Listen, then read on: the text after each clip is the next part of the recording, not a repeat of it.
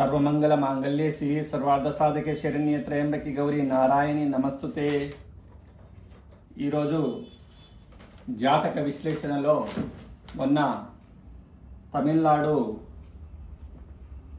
రాజకీయ గురించి ఎన్నికల్లో ఎవరు గెలుపు అనేది మనం తెలుసుకుందాం. స్టాలిన్ గురించి. ఇప్పుడు జాతకంలో పశ్చిమ బెంగాల్ ఎన్నికల్లో గెలుపు ఎవరిది అనేది ఈరోజు వీడియోలో క్లుప్తంగా తెలుసుకుందాం. మమతా బెనర్జీ ఇప్పుడు తృణమూల్ కాంగ్రెస్ మమతా బెనర్జీ, అదేవిధంగా ఆపోజిషన్గా బీజేపీ సువేందా అధికారి నిలవడం జరుగుతుంది. అదేవిధంగా దానికి బీజేపీ నరేంద్ర మోడీ గారు మద్దతు ఇవ్వడం జరుగుతుంది. మమతా బెనర్జీ గారు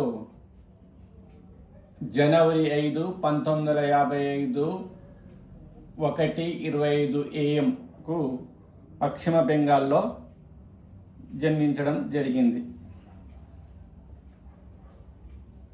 ఇంత రాజకీయంగా ఎదగడానికి కారణం ఏమిటి అనేది తెలుసుకుందాం. మన జాతకంలో లగ్నంలోనే శని శశ మహాపురుష యోగంలో ఉన్నాడు.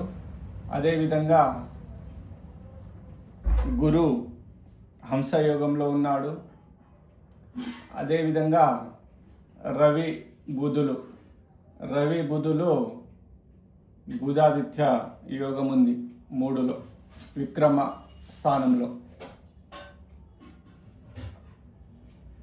అదేవిధంగా సప్తమ స్థానంలో చంద్రుడు.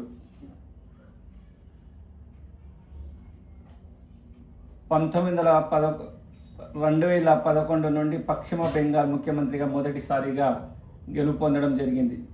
అప్పటి నుంచి 2011, 2016, 2021 అంటే 3 సార్లు గెలుపొందడం జరిగింది. హ్యాట్రిక్ కొట్టడం జరిగింది మమతా బెనర్జీ గారు. అదేవిధంగా ఈసారి నాలుగోసారి ఎలా అనేది మనము తెలుసుకుందాం. మమతా బెనర్జీ గారి మనము జాతక విశ్లేషణలో కలకత్తాలో దిగువ మధ్యతరగతి కుటుంబంలో జన్మించారు. తండ్రి ప్రోమేశ్వర్ బెనర్జీ, తల్లి గాయత్రి దేవి. విద్య జోగమాయ దేవి కళాశాల నుండి చరిత్రలో బ్యాచిలర్ డిగ్రీ, కలకత్తా విశ్వవిద్యాలయం నుండి ఇస్లామిక్ చరిత్రలో మాస్టర్ మరియు శ్రీ శిక్షయత్ కళాశాల నుండి విద్యలో డిగ్రీ పూర్తి చేశారు. రాజకీయ ప్రస్థానం 1970లో కాంగ్రెస్ పార్టీలో రాజకీయ జీవితం ప్రారంభించి 1984లో జాదవ్పూర్ నియోజకవర్గం నుండి 29 ఏళ్ల వయసులోనే ఎంపీగా గెలిచి సంచలనం సృష్టించారు మమతా బెనర్జీ గారు. అదేవిధంగా తృణమూల్ కాంగ్రెస్ను 1998లో పార్టీని స్థాపించడం జరిగింది. అదేవిధంగా 1911లో వామపక్ష సిపిఐఎం 34 ఏళ్ల పాలనకు తెరదించుతూ పశ్చిమ బెంగాల్ తొలి మహిళా ముఖ్యమంత్రిగా ప్రమాణ స్వీకారం చేయడం జరిగింది 2011లో. ఈ విధమైన 3 సార్లు ముఖ్యమంత్రి కావడానికి గోచారంలో ఏ గ్రహాలు సహకరించాయి అనేది మనము జాతక విశ్లేషణ చేద్దాం. 2011లో శని, ఇప్పుడు గోచారంలో చూడాలి. 2011లో శని కన్యా రాశిలో ఉండడం జరిగింది. శని 1, 2, 3, 4, 5, 6 అంటే శత్రువులపైన విజయం సాధించి ఆమె ముఖ్యమంత్రి కావడం జరిగిందన్నమాట. అదేవిధంగా 2016లో శని ఇక్కడి నుంచి 2016 అష్టమంలో రావడం జరిగింది.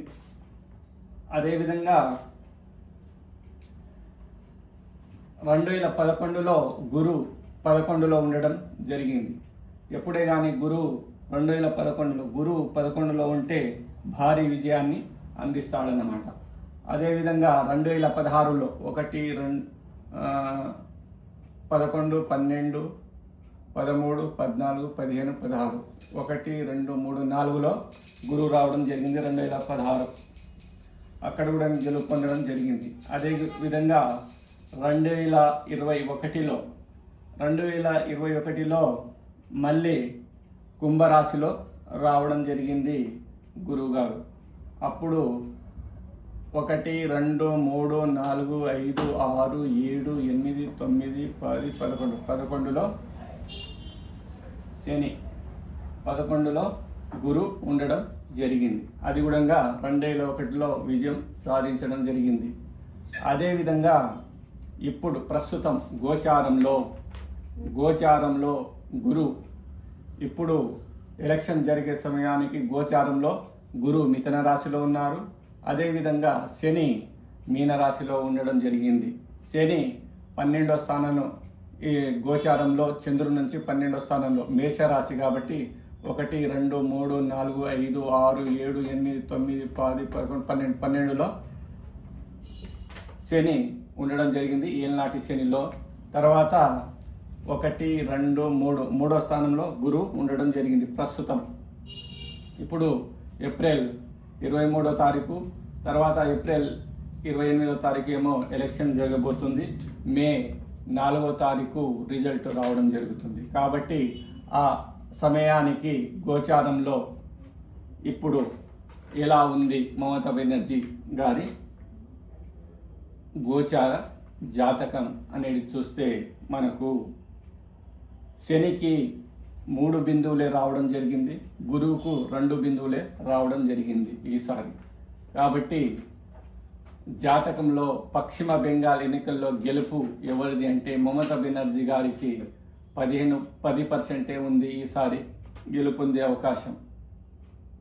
ఎందుకంటే ఎప్పుడే కానీ గురువుకు 3 బిందువులు వచ్చినప్పుడు గెలవడం అసాధ్యం అన్నమాట. కాబట్టి ఈసారి హ్యాట్రిక్ను చేసిన దాన్ని 4వసారి బ్రేక్ పడే అవకాశము మమతా బెనర్జీ గారికి ఉంటుంది. అదేవిధంగా సువేంద అధికారికి ఆయనది మిథున రాశి. ఇప్పుడు లగ్నంలో రాశిలోనే మిథున రాశిలోనే గురువు ఉన్నాడు 1వ స్థానంలో. తర్వాత 10వ స్థానంలో శని ఉండడం జరిగింది గోచారంలో.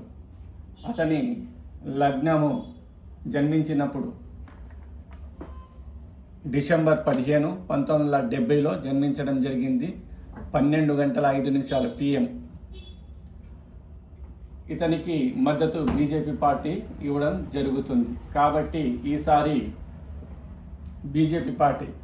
బీజేపీ ధనుసు రాశి అవుతుంది. కాబట్టి ఈయనకు 7వ స్థానం అవుతుంది. కాబట్టి ఎప్పుడే కానీ పార్ట్నర్షిప్ ఉన్నప్పుడు 7వ స్థానం, 5వ స్థానం, 9వ స్థానం, 11వ స్థానం చాలా లాభం చేకూరుతుంది. కాబట్టి స్ట్రేట్గా 7వ స్థానం ఉంటుంది. కాబట్టి ఈసారి సువేంద అధికారి బీజేపీ పొత్తుతోన పశ్చిమ బెంగాల్ ముఖ్యమంత్రి క్యాండిడేట్ ముఖ్యమంత్రి అయ్యే అవకాశం 90% ఉంది ఈ జాతకునికి. ఎందుకంటే చంద్రుడి నుంచి 10వ స్థానంలో శని, తర్వాత లగ్నంలోనే గురువు ఉండడం, ఇతనికి శుక్ర మహాదశ నడుస్తుంది. శుక్రుడు 1, 2, 3, 4, 5, 6, 7, 8, 9లో శుక్రుడు తన సొంత రాశిలో కుజునితో రాజకారకం కుజునితో కలిసి ఉండడం. అదేవిధంగా శుక్ర మహాదశ 9వ ఏదైనా మన ఒక జాతకునికి 5వ స్థానాధిపతి దశ కానీ, 9వ స్థానాధిపతి దశ కానీ, 11వ స్థానాధిపతి దశ కానీ మనకు చాలా కలిసి వస్తుంది. అదృష్టం అన్నమాట 9వ స్థానం. 9వ స్థానంలో శుక్రుడు ఈసారి అధికారాన్ని తెచ్చే అవకాశము 90% ఉంది అన్నమాట. అదేవిధంగా గోచారంలోని తన జన్మకుండలిలో కూడా గ్రహాలు అదేవిధంగా ఉన్నాయి. అదేవిధంగా గోచారంలో కూడా ఇప్పుడు చాలా అనుకూలంగా ఉంది. లగ్నంలో అప్పుడు 10వ స్థానంలో గురు రవి ఉండడము, 9వ స్థానంలో కుజ శుక్ర ఉండడము, అదేవిధంగా శుక్ర మహాదశ నడవడం ఇప్పుడు